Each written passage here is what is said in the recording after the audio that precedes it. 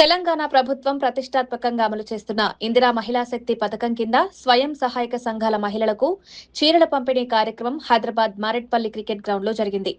మెప్మా శాఖ ఆధ్వర్యంలో నిర్వహించిన ఈ కార్యక్రమంలో కంటోన్మెంట్ ఎమ్మెల్యే శ్రీ గణేష్ పాల్గొని మహిళలకు స్వయంగా చీరలను అందజేశారు. ఈ సందర్భంగా మాట్లాడిన ఆయన మహిళలకు ప్రభుత్వం అందించే చీరలు వారి ఆత్మగౌరవాన్ని పెంచేలా నాణ్యతతో ఉండాలని ముఖ్యమంత్రి రేవంత్ రెడ్డి అధికారులకు స్పష్టమైన ఆదేశాలిచ్చారని చెప్పారు. మన నాయకుడు శ్రీ గణేష్ అన్న కూడా ఒక చిన్న ఎగ్జాంపుల్ చెప్తా. గౌరవ ఎమ్మెల్యే స్థానిక ఎమ్మెల్యే శ్రీ గణేష్ గారికి ఇస్తారు, నిత్యం మీ వెంటే ఉంటారు. శారీ డిస్ట్రిబ్యూషన్ కార్యక్రమాన్ని ఏర్పాటు చేసింది. ఇది ప్రభుత్వం గౌరవ ముఖ్యమంత్రి గారు 5 లక్షల నుంచి రుణము. చీరలు చూస్తే మీరు అందరూ చూసారు, బయట అంతా పంచారు. కంటోన్మెంట్ బోర్డు లిమిట్స్ లో ఆల్రెడీ పంచారు. ఈ మోడా డివిజన్ లో హైదరాబాద్ గ్రేటర్ హైదరాబాద్ లో ఎంఎంసీ ద్వారా నిన్న స్టార్ట్ అయింది పంచడం. ఆ పంచడం చూస్తే మీరు చూసారు, ముందు చీరలు అనగానే తూకంలో తీసుకొచ్చి కేసీఆర్ సర్కార్ మహిళలని అవమానపరిచే విధంగా ఆ చీరలు తీసుకున్న వాళ్ళు వంతలు కొట్టుకోవడానికి కావచ్చు, పడతలకు కావచ్చు, కొంతమంది అయితే స్టీల్ సామాన్లకు ఇచ్చి ఇచ్చారు, చీర ఇచ్చి స్టీల్ సామాన్లు తీసుకున్నారు.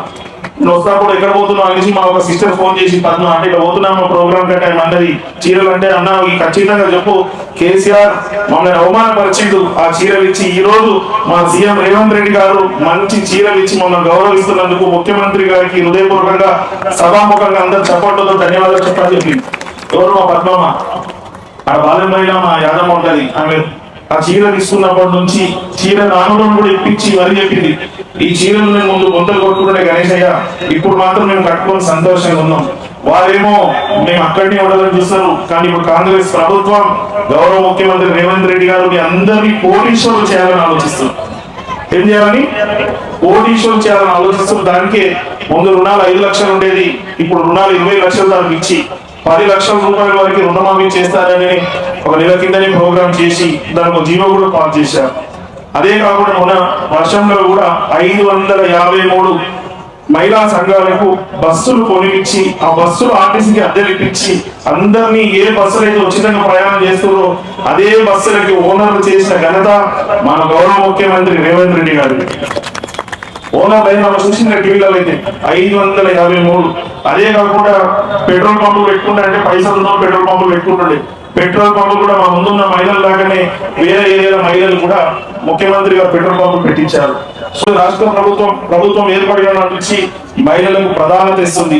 మహిళల పేర్ల మీదనే పథకాలు ఇస్తూ ఇందిరా మహిళా శక్తి, గృహజ్యోతి, మహాలక్ష్మి, అందరికి 200 యూనిట్ వరకు కరెంటు ఫ్రీ ఇవ్వడం. కొంతమందికి మీరు కూడా గమనించండి, గత చీరలకి ఈ చీరలకి ఏం తేడా.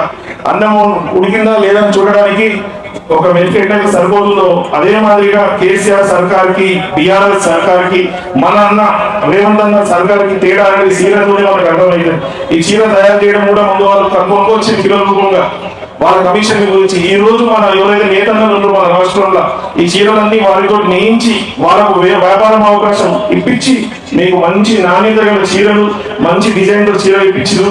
ఎవరైనా ఉందంటే మన ముఖ్యమంత్రి రేవంత్ రెడ్డి గారికి మరొకసారి ధన్యవాదాలు చెప్తూ మీ అందరికీ మీరు కోరుకున్న విధంగా హైయెస్ట్ లెవెల్లో వ్యాపారవేత్తలు కావాలని, మీ అందరి ఆశీర్వాదం ఎల్లప్పుడూ మా అందరి పైన ఉండాలని కోరుకుంటూ